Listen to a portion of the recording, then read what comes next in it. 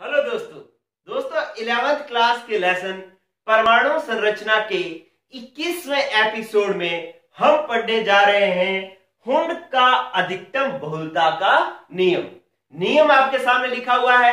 फिर हम इस नियम को एक बार पढ़ेंगे और फिर इसको एक्सप्लेन करेंगे। कहता है इस नियम के अनुसार समभ्रंश कक्षकों में इलेक्ट्रॉन पहले अयुग्मित अवस्था में समान चक्रण करते हुए इलेक्ट्रॉन भरे जाते हैं, तत्पश्चात इलेक्ट्रॉनों का युग्मन प्रारंभ होता है। ठीक है, दोबारा पढ़ देता हूं कि समभ्रंश कक्षकों में इलेक्ट्रॉन पहले अयुग्मित अवस्था में समान चक्रण करते हुए भरे जाते हैं और उसके बाद तत्पश्चात का मतलब उसके बाद इलेक्ट्रॉनों का युग्मन प्रारंभ होता है। अब इस बात को हम समझने की कोशिश करते हैं कि क्या कहना चाह रहा है। पहले एक शब्द आ रहा है समभ्रंश कक्षक। इस समभ्रंश कक्षकों का क्या मतलब है? ये कहता है कि एक ही उपकोष में जितने भी कक्षक होते हैं उनकी ऊर्जाएं एक समान होती है और उन्हें हम समभ्रंश कक्षक कहते हैं। जैसे कि पी उपकोष है, पी उपकोष में कितने कक्षक होते हैं? 3 कक्षक, और इन तीनों कक्षकों की ऊर्जाएं क्या होती हैं? समान। जैसे मेरे पास ये पी उपकोष है और पी उपकोष में 3 कक्षक हैं। इन तीनों कक्षकों की ऊर्जा P X, P Y, P Z की ऊर्जा समान होती है। इन कक्षकों को अपने समभ्रंश कक्षक कहते हैं। ठीक है, समभ्रंश कक्षक कहते हैं। इसी प्रकार से अगर मैं डी उपकोष बनाऊं तो डी उपकोष में 5 कक्षक होते हैं और इन 5 कक्षकों की ऊर्जा एक समान होती है। ये 5 कक्षक मैं बना रहा हूं इस तरीके से, ये 1, 2, 3, 4 और 5। इन 5 की ऊर्जा जो है वो क्या होगी? बराबर होगी। इन्हें हम समभ्रंश कक्षक कहेंगे। इन 5 को समभ्रंश कक्षक कहेंगे, इन तीनों को समभ्रंश कक्षक कहेंगे। इसी प्रकार से एफ उपकोष में 7 कक्षक होते हैं और 7 की ऊर्जा एक समान होती है, उन्हें भी हम समभ्रंश कक्षक कहते हैं। तो अब एक और वर्ड, ये समभ्रंश कक्षक क्या होता है ये तो आपको समझ में आ गया। अब इलेक्ट्रॉन अयुग्मित अवस्था में भरे जाते हैं। इलेक्ट्रॉन की युग्मित और अयुग्मित अवस्था से क्या मतलब है इसको समझते हैं। देखो, एक कक्षक ये रहा और पाउली ने अपने को कहा था, इससे पहले हमने पाउली का अपवर्जन सिद्धांत पढ़ा था और उसमें क्या कहा गया था कि एक कक्षक में अधिकतम 2 इलेक्ट्रॉन, वो भी विपरीत चक्रण करते हुए ही भरे जा सकते हैं।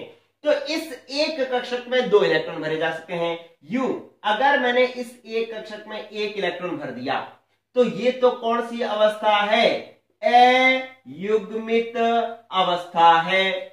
और अगर इसमें हमने एक कक्षक के अंदर 2 इलेक्ट्रॉन भर दिए, 2 इलेक्ट्रॉन, तो ये युग्मित अवस्था है क्या?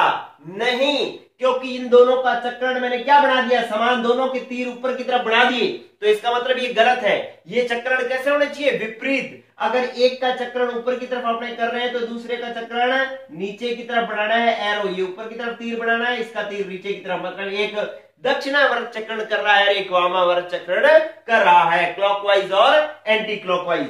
तो ये युग्मित अवस्था है। मतलब एक कक्षक में इलेक्ट्रॉन विपरीत चक्रण करते हुए भरे जाते हैं 2 इलेक्ट्रॉन, उनको अपने युग्मित अवस्था कहते हैं। और एक कक्षक में 1 ही इलेक्ट्रॉन भरा जाता है, उसको हम अयुग्मित अवस्था कहते हैं।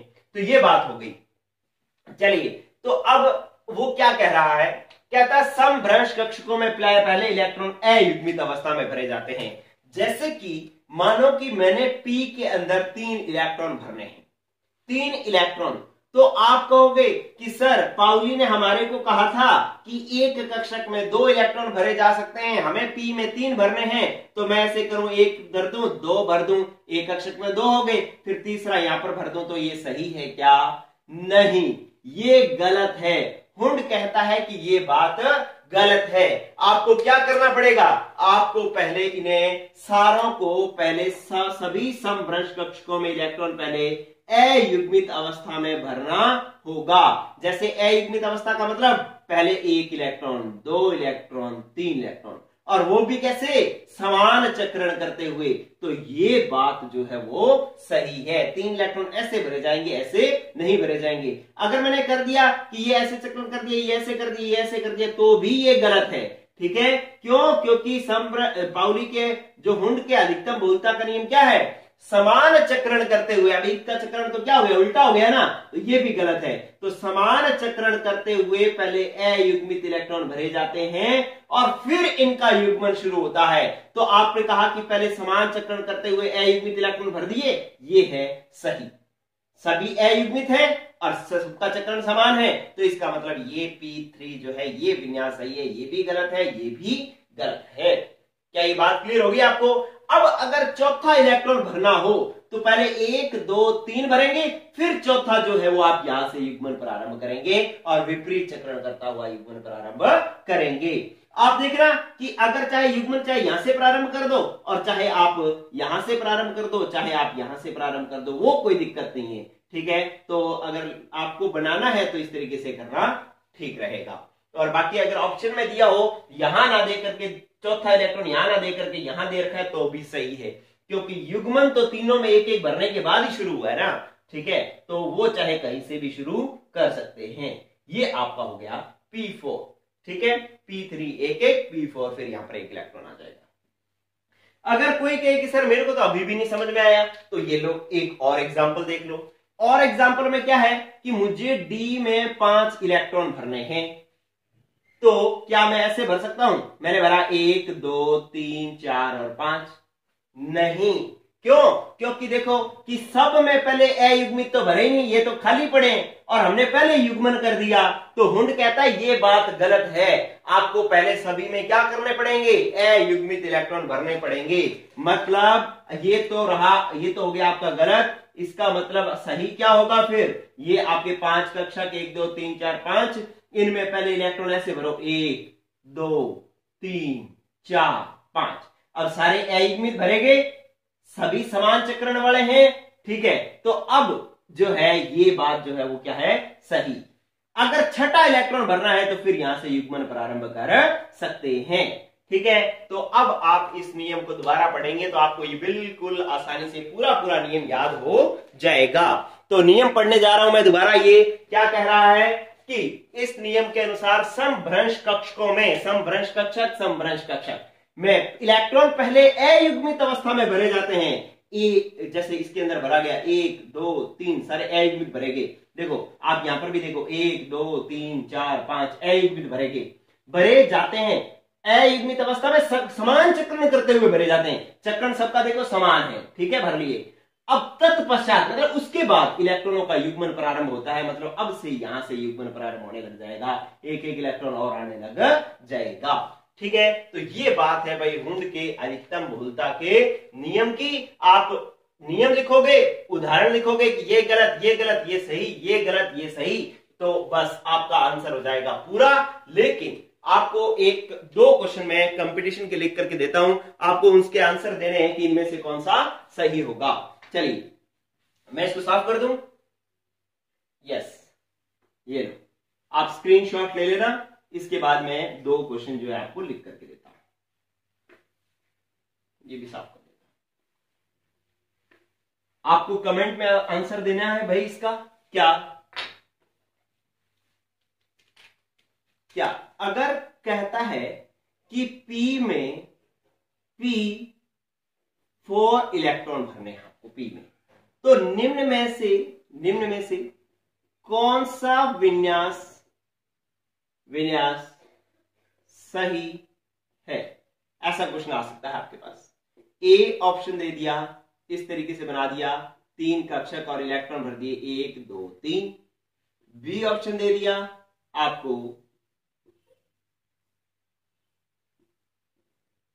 1 2 और 3। सी ऑप्शन आपको दे दिया कि 1 2 और 3। 4 करना है ना अपने को, तो मैंने इसको 4 कर दी यहां पर, और इसको भी 4 करना है, तो ये लो मैंने यहां पर 4 कर दिया। और डी ऑप्शन आपको दे दिया कि पहले में भी 4 करने थे आपको, ये लो। इसमें ऑप्शन दे दिया आपको 1 2 3 ठीक है, तो आपको कह दिया कि बताओ इनमें से कौन सा विन्यास सही है। ठीक है, तो ए बी सी डी में से आपको ऑप्शन क्लिक करके और मेरे को कमेंट बॉक्स में आंसर देना है कि इनमें से कौन सा सही है। ए सही है, बी सही है, सी सही है या डी सही है। शर्त क्या है कि इलेक्ट्रॉन पहले अयुग्मित अवस्था में और समान चक्रण करते हुए भरे जाने चाहिए, उसके बाद इलेक्ट्रॉनों का युग्मन प्रारंभ होना चाहिए। तो आपको इनमें से आंसर देना है कि कौन सा सही है। चलिए इसी तरीके से एक क्वेश्चन और दे रहा हूं, क्वेश्चन नंबर 2 कि डी में 7 इलेक्ट्रॉन भरने हैं, तो कौन सा विन्यास जो है वो क्या है, कौन सा विन्यास क्या है, सही है। आपको इसका आंसर देना है। तो आपको मैं 4 ऑप्शन दे रहा हूं कि नंबर 1 2 3 4 और 5, बी 5 कक्षक बना लेते हैं पहले अपने, 1 2 3 4 5, सी फिर बन लिया कि 1 2 3 4 5 और डी ऑप्शन बना लिया फिर कि 1 2 3 4 5। ठीक है, अब इनमें क्या करना है कि आपको 7 इलेक्ट्रॉन भरने हैं। अब 7 इलेक्ट्रॉन कैसे कैसे भरे जा सकते हैं, ये कहता है कि भाई ऐसे भर लो 1 2 3 4 5 6 और 7, या आप ऐसे भर लो 1 2 3 4 5 और 6 और 7, ऐसे भर लो। या ये कह रहा है कि 1 2 3 4 5 6 और 7 ऐसे भर लो। या ये कह रहा है 1 2 3 4 5 6 और 7 ऐसे भर लो। ठीक है, तो कह रहा है कि बताओ इनमें से कौन सा विन्यास जो है वो सही है। इन दोनों में आंसर जो है आपको देना है कमेंट बॉक्स में। चलिए अब आपको एक बात मैं और बता देता हूं और उसके बाद इस नियम को करते हैं अपने खत्म। आपको ये दोनों क्वेश्चन के, क्वेश्चन नंबर 1 कौन सा आंसर सही, क्वेश्चन नंबर 2 कौन सा आंसर सही, ये दोनों बातें आप फटाफट इसका स्क्रीनशॉट ले लो और आपको इसका आंसर कमेंट बॉक्स में देना है। चलिए अब मैं बात करता हूं नेक्स्ट क्या कि ऐसा होता क्यों है, ऐसा होता क्यों है। देखो इसका कारण अब अपने को लिखना है, कारण। चलिए हुंड के अधिकतम बहुलता के नियम का कारण क्या है कि ऐसा क्यों है कि पहले इलेक्ट्रॉन अयुग्मित अवस्था में समान चक्रण करते हुए भरा जाता है और फिर उनका युग्मन होता है, ऐसा क्यों। तो ऐसा इसलिए है कि जैसे कि मान लो डी में आपको 5 इलेक्ट्रॉन भरने हैं, कारण बता रहा हूं मैं इसका। देखो डी में 5 इलेक्ट्रॉन भरने हैं, तो अगर आप ऐसे भरते हो 1 2 3 4 और 5, तो अब देखो इसमें इलेक्ट्रॉन पूरे भरे हुए, कक्षक पूरे भरे हुए भी हैं, पूरा भरा हुआ है, आधा भरा हुआ है, खाली है, खाली है। इसका मतलब इसकी ये कैसा है, असममित है। क्या है, असममित है, मतलब ये सममिति इसकी बराबर नहीं है, सारे एक जैसे नहीं है। एक तो ये क्या है, असममित है, और दूसरा जो है यहां पर इसकी विनिमय ऊर्जा क्या है, विनिमय ऊर्जा क्या है, विनिमय ऊर्जा है कम। मतलब अगर ये एक्सचेंज हो तो यहां से यहां हो सकता है, यहां से यहां हो सकता है, ये यहां से यहां आ सकता है, यहां से यहां आ सकता है। मतलब ये 3 ही जगह है जिनमें ये अपनी जगह अदला बदली कर सकते हैं। तो इसका मतलब विनिमय ऊर्जा क्या है, कम। तो विनिमय ऊर्जा आप एक बात सीख लें, आगे मैं एक बार दोबारा बताऊंगा इसको, कि आप ये जान लें कि विनिमय ऊर्जा जिसकी ज्यादा होगी ना उसका स्थायित्व, विनिमय ऊर्जा जिसकी ज्यादा होगी उसका स्थायित्व जो है वो क्या होता है, ज्यादा होता है। उस विन्यास का स्थायित्व ज्यादा होता है जिसकी विनिमय ऊर्जा ज्यादा होती है। और एक और बात, एक कंसेप्ट तो आपने ये सीख लिया, एक ये सीख लो कि जो असममित होता है, असममित होता है वो क्या होता है, अस्थायी, और जो सम्मित होता है वो क्या, कैसा होता है, सम्मित, मतलब सारे कक्षक एक जैसे हों, सम्मित होता है तो वो कैसा होता है, स्थायी। ये लो, ये बात आप ध्यान रख लो, आपको कारण समझ में आ जाएगा कि जिसकी विनिमय ऊर्जा ज्यादा होगी वो क्या होगा, ज्यादा स्थायी होगा, और जिसकी जो असम्मित होगा वो अस्थायी, जो सम्मित होगा वो स्थायी। तो अभी ये कैसा है, असम्मित है, और क्योंकि कुछ कक्षक भरे हुए हैं, कुछ आधे भरे हुए हैं, कुछ खाली है, तो असम्मित। और 3 ही जगह है जहां पर इलेक्ट्रॉन घूम सकते हैं आपस में, तो विनिमय ऊर्जा भी क्या है, कम। तो इसका मतलब है ये क्या हो गया, देखो असम्मित तो अस्थायी, विनिमय ऊर्जा कम तो अस्थायी, तो इसका मतलब है ये क्या होगा, अस्थायी विन्यास होगा। लेकिन अगर ऐसा कर दिया जाए कि आपके पास डी में 5 इलेक्ट्रॉन, 1 2 3 4 5, ठीक है, तो 1 2 3 4 5, देखो 5 के 5 कक्षक आधे आधे भरे हुए हैं, तो इसका मतलब ये क्या हो गया, एक तो ये हो गया भाई सम्मित, सारे एक जैसे कक्षक हैं, ठीक है, सारे के सारे एक जैसे कक्षक हैं, सारे के सारे आधे आधे भरे हुए हैं। तो एक तो ये हो गया सममित, और एक देखो इसके आपस में जगह बदलने की जो है 5 स्थितियां होगी। 5 स्थितियां होगी तो इसकी विनिमय ऊर्जा भी इससे क्या होगी, ऊपर वाले से विनिमय ऊर्जा क्या होगी, ज्यादा, विनिमय ऊर्जा हो जाएगी ज्यादा। और मैंने आपको बताया है सममित हो और विनिमय ऊर्जा ज्यादा हो तो स्थायित्व क्या होता है, स्थायित्व ज्यादा होता है, अधिक होता है। इसका मतलब ये अधिक स्थायी है, ये कम स्थायी है, तो इसलिए ये जो है ये विन्यास जो है वो कम स्थायी है, इसलिए इलेक्ट्रॉन पहले यूं ना भर करके यूं भरे जाते हैं। ठीक है, तो आपसे पूछा जाए भाई हुंड की अधिकतम बहुलता का नियम का कारण क्या है, तो आप कहोगे कि जब पहले इलेक्ट्रॉन सारे कक्षकों में अयुग्मित अवस्था में भरा जाता है तो कक्षकों की जो है वो क्या होता है, सममित विन्यास होता है और साथ में विनिमय ऊर्जा ज्यादा होती है, जिससे इनका स्थायित्व अधिक होता है, इसलिए वो पहले अधिक स्थायित्व विन्यास को प्राप्त करने की कोशिश करता है।